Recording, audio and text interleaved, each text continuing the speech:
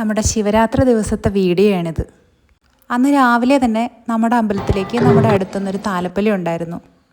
ഇത് മാരാരിക്കുളം ശ്രീ മഹാദേവ ക്ഷേത്രമാണ്.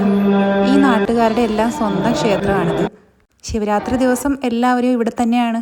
അങ്ങനെ താലപ്പൊലി കഴിഞ്ഞ് ധൃതി വെച്ച് വീട്ടിലേക്ക് പോകാൻ നിന്നില്ല. ഇവിടെ കുറേ സമയം ഇരുന്നു.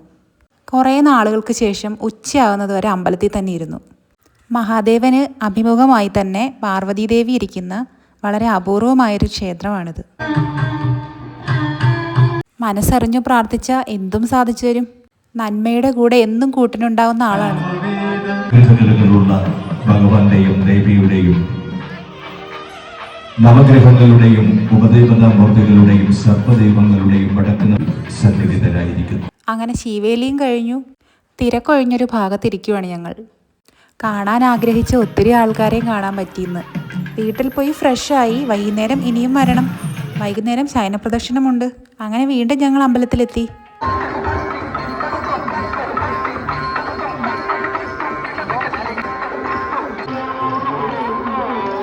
വിളക്കും കൊണ്ടിരിക്കുന്നവരുണ്ട്, ശയനപ്രദക്ഷിണത്തിന് വന്നവരുണ്ട്. അങ്ങനെ ഞങ്ങൾ പ്രാർത്ഥിച്ചു, വഴിപാട് കഴിഞ്ഞ് തിരക്കൊഴിഞ്ഞൊരു കടയിൽ നിന്ന് നല്ല സർബത്തും കുടിച്ചിട്ട് വീട്ടിലേക്ക് പോവുകയാണ്.